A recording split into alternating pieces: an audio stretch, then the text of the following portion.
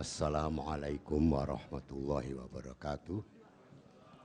Salam sejahtera bagi kita semua, Pak Haritanu, Pak Safril, Pak Marskal Muda, Pak Sekjen dan lain-lain yang saya hormati.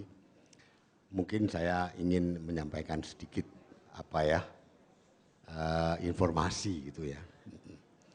Ya, saya menyambut baik gagasan ini karena memang seperti kan oleh Pak Haritanu tadi, pesantren ini terlupakan.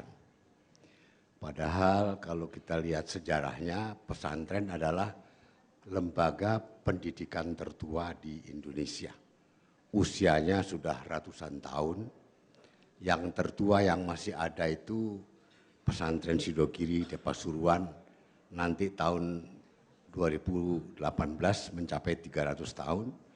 Kemudian pesantren Babakan Ciwaringin, pesantren Buntet itu juga usianya panjang. Kalau Tebu Ireng baru mencapai 117 tahun baru. Dan sebagai lembaga pendidikan tertua tentunya itu yang paling awal mendidik warga di Indonesia ya. Di Nusantara dulu namanya. Sehingga muncul sebagai umat Islam yang tidak marah-marah tapi yang ramah. Memang belakangan ada yang marah-marah tapi itu sedikit sekali ya. Bisa kita ya ada selingan lah sedikit gitu. Nah, lembaga pendidikan yang kita kenal sekarang itu dimulai oleh Belanda pada tahun 1840-an ya. Jadi jauh belakangan gitu. Nah, cuma ketika Indonesia merdeka, maka sekolah-sekolah Belanda itu diambil alih dan kemudian itu menjadi pendidikan yang kita kenal sekarang. Jadi usianya jauh di belakang pesantren. Ketika kita mendirikan negara, pesantren juga tidak diperhatikan. Padahal ikut mendirikan negara, ikut mempertahankan negara dalam peristiwa resolusi jihad. Gitu. Nah baru mulai tahun 50 atau 51, maka didirikan yang namanya madrasah. Yang kita kenal sekarang sebagai madrasah ibtidaiyah, madrasah sanawiyah dan madrasah aliyah. Itu didirikan kebetulan oleh ayah saya Pak Kiai Haji Abdul Wahid Hasim. Beliau juga mendirikan PTAIN, Perguruan Tinggi Agama Islam Negeri, yang tadinya itu fakultas syariah dari Universitas Islam Indonesia di Jogja. Nah ini kemudian berkembang menjadi IAIN, menjadi UIN.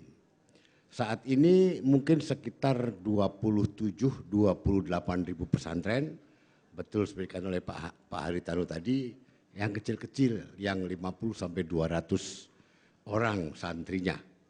Nah sebagian besar itu ada di Jawa. Di luar Jawa hanya ada 20%. Padahal kita tahu jumlah penduduk di luar Jawa itu 40%.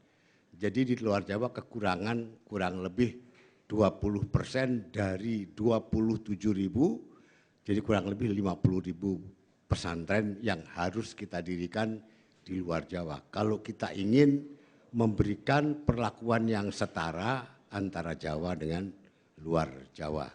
Dan itu tentu membutuhkan banyak dana dan oleh karena itu kami menghargai betul upaya ini dan mudah-mudahan ini menjadi langkah awal untuk mempedulikan pesantren yang menjadi bagian yang tertinggal dari masyarakat. Dan kita tahu sekali kalau ada orang baris maka kecepatan efektif itu ada pada kecepatan yang paling lambat. Dan kebetulan ini pesantren adalah kecepatan yang paling lambat. Itu sebagai informasi, mari kita bersama berdoa. Mudah-mudahan langkah awal ini menjadi langkah kanan dan bisa berkembang untuk memberikan sumbangsi besar bagi pesantren yang otomatis memberikan sumbangsi besar bagi bangsa dan negara Indonesia.